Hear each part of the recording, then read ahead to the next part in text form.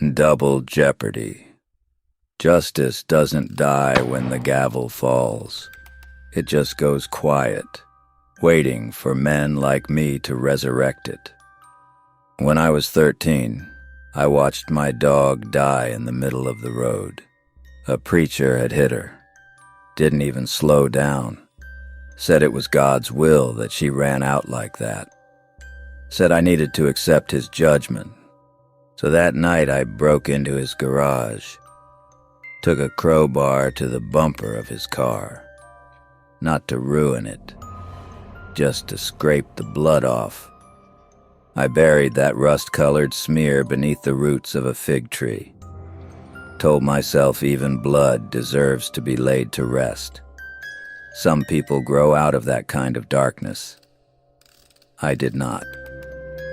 His name was Mason Dyer, but the world knew him as Mr. Crypto, one of the early holders, a millionaire by 20, entitled Reckless, drunk on vintage gin, drunker on ego. Behind the wheel of a Tesla Cybertruck, he ran a red light at 92 miles per hour, hit a boy named Elijah Rivera, 9 years old, dreamed of being an astronaut. He survived the impact, even after being struck by 6,000 pounds of chrome-plated steel. He fought, crawled onto the sidewalk, lungs collapsed, limbs mangled, then slipped into unconsciousness.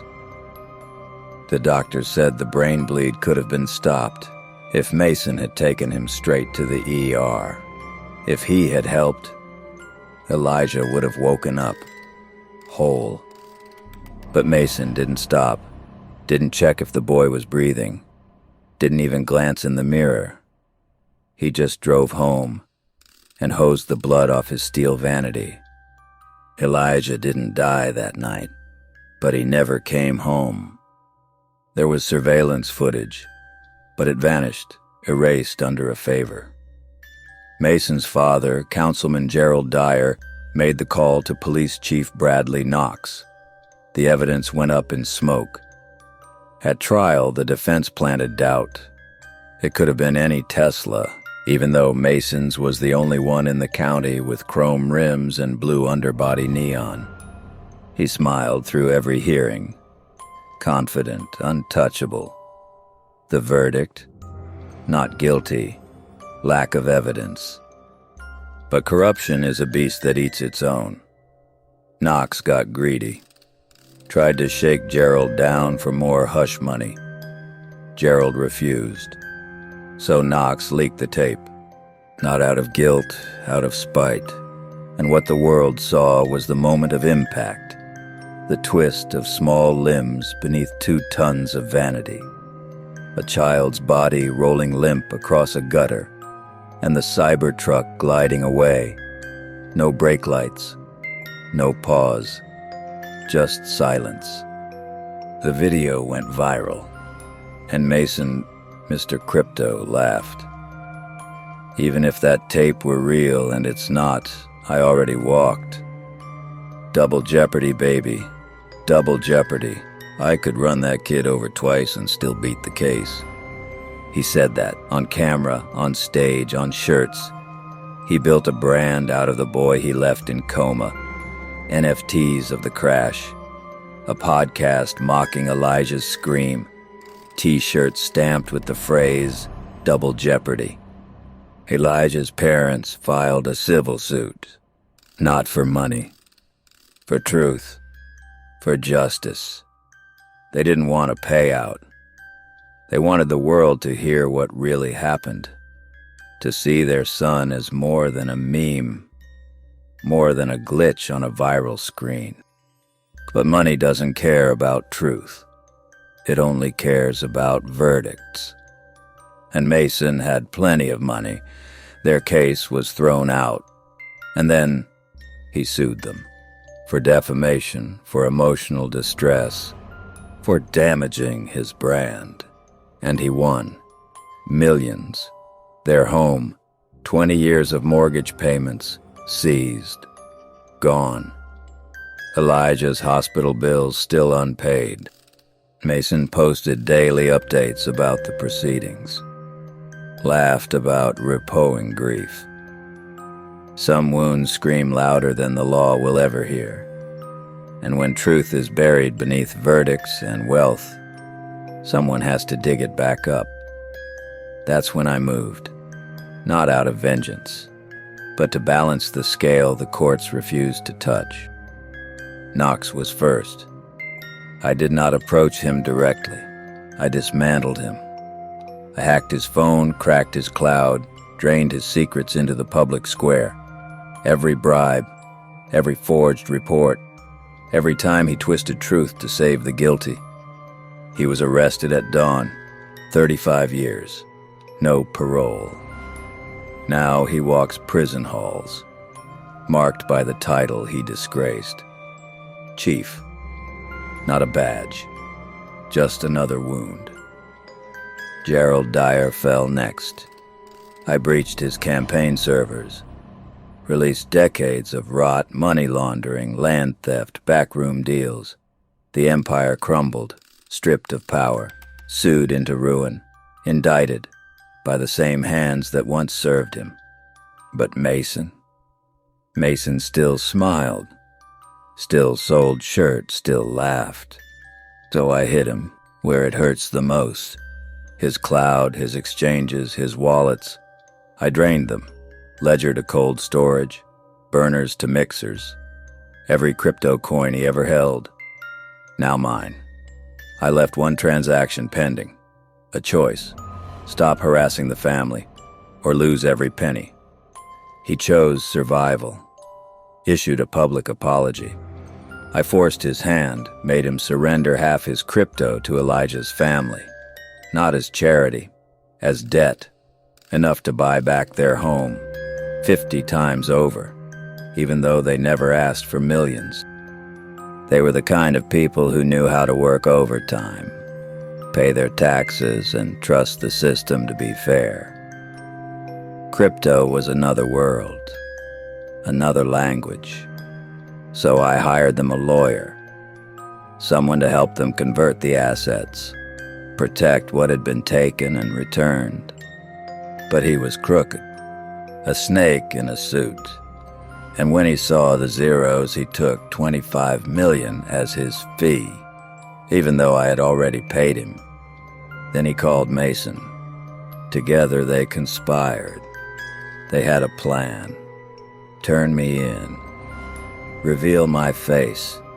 Use the crypto breach to expose me and cash out twice. They lured me into a meeting. Sent a message. We know what you did. Meet us, or the family loses everything again. I agreed. They arrived together, in the same cyber truck. Mason's vanity resurrected. 10 minutes, they said. That's how long I had to transfer the funds back. They laughed, called me the righteous hacker. Said it must kill me doing the right thing for the wrong people. I nodded, said I'd make the transfer. What he didn't know was that the truck wasn't his anymore. 7 days before Mr. Crypto touched the key, I wrote myself into its code. While he live-streamed his arrogance, I rewired his fate, line by line, command by command. I turned his vanity into a coffin. So when they drove into the hills, boasting, laughing, they thought they were alone. But I was already inside, in the silence, in the circuitry, waiting. They mocked Elijah's family, called the boy a veggie. What do they need $25 million for? To learn English? Then they called me. Where's the money? They asked. I answered, you really don't need it. And then I took control. The doors sealed, the lights flickered, the screens went black, and the Cybertruck flew off the cliff. Steel met stone, Arrogance met silence. They found it at the bottom of Canyon 6, crushed, burned. No survivors. Still playing. The loop. Double Jeopardy, baby. Double Jeopardy. 7 months have passed. No headlines, no justice, just memory. She came every day, for 211 days. Rain, snow, holidays, didn't matter. Some said it was denial. Others called it madness. But a mother's faith doesn't run on reason. It runs on blood. And on one of those forgotten Tuesdays, she whispered Psalm 23 for the 1,000th time, and saw it. His pinky finger moved, just barely, not even an inch, too small for machines to measure, too soft for the eye to trust. But a mother doesn't need proof. She knows the language of her child's skin. Where others saw stillness, she saw a whisper, a ripple, a return. She gasped, ran into the hallway.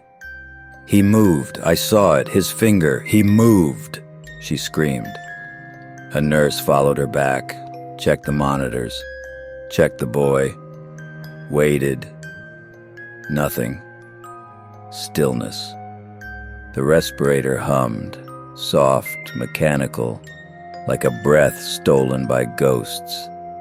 And from the heart monitor, a slow, rhythmic beep, steady, distant, cold, but still there. To the nurse, it meant maintenance. To the mother, it meant presence, life, one note away from a miracle. The nurse tried to calm her, said it was a reflex, said it was better not to cling to false hope. "You sit with a gravestone long enough," she muttered. "It starts to whisper back." But the mother didn't move, didn't blink. She sat, held his hand, prayed, not to make the gravestone speak, but because she already knew it had. Where the nurse saw a lifeless body, the mother saw a boy just sleeping, waiting for his moment to wake. Where the machine's beep marked a heart contraction, she heard a voice. "He is not gone. One more prayer, and he will be back." Every time the respirator lifted his chest, she prayed the next breath would be his own. Where others shook their heads passing his room, she never did. She only bowed it, in prayer. She had told Elijah's father, "You will rip my heart from my chest before you pull the plug on my son." And that night, she argued with guarding angel, out loud, as if he were standing just beyond the curtain, watching, listening. Her voice was steady but low, as if any louder would wake the machines. "You were there," she said, quiet, honest. "You saw the headlights. You saw the street before he crossed. You could have tugged his coat. You could have turned his head, made him cry. Anything. He would have stopped. No rage, just ache. But if you're still here," she breathed, voice nearly breaking, "if you're still watching him now." Her eyes flicked to the slow rise and fall of the small chest beneath the blankets. 6 months since his eyes last opened. 6 months since his fingers moved with purpose. "Then stay," she begged. She reached out, just above his hand. Not touching, just near. "Stay with him. Wrap him in your wings. Hold him the way I can't." Silence, but not emptiness. A shift. Barely there, a draft thinner than breath. No window open, no one near the door. But the straw wrapper from her iced tea. crumpled and forgotten, fluttered across the floor. It spun once, then stilled, lighter than a butterfly's wing. But to a mother who still believed, it could have swept the whole world from under her feet. She smiled through the tears she never meant to cry, because someone heard her, and her son wasn't alone anymore. The halls were silent, except for her voice, repeating the same passage over and over and over again. I shall not die but live and declare the works of the Lord. It echoed down the corridor like a chant from another world, like a verdict waiting to be fulfilled. And just before sunrise, his pinky finger moved. Barely, not even an inch. But this time, she didn't question. To the machines, it was nothing. To her, it was everything. Like Atlas shifting beneath the weight of the sky, her son stirred beneath the weight of silence. The stillness cracked. The veil thinned. She stared, barely breathing, eyes locked on that trembling pinky. A signal, a promise, a miracle in miniature. Then, his lips parted. No sound, no air, just a shape. But she knew it, felt it in her marrow. Mom. He hadn't said it, but he had. And then, his hand tightened. Not a twitch, not a reflex, a grip. She froze, looked at him, and for the first time in 211 days, his eyes opened, slow, searching. Then, they found her. He blinked, then whispered, this time aloud, Mom. She didn't scream, didn't cry. She just smiled, pressed her forehead to his, and whispered back, I knew. The headlines came fast. Boy wakes up from coma after 211 days. Elijah's crypto resurrection. Millionaire child crash victim returns. They wrote about the money, the lawsuits, the irony, how he went to sleep a broken boy and woke up a millionaire. But Elijah didn't care, didn't ask about wallets or settlements or what the world thought he was worth, because in that moment, he was holding his mother's hand again. And in that touch, he held more than fortune, more than headlines, more than anything the world could measure. The world saw irony. She saw a promise kept, a prayer returned, a soul delivered back from the edge. And Elijah didn't see wealth, didn't see fame. He only saw the face that never left, and in her eyes, he remembered who he was.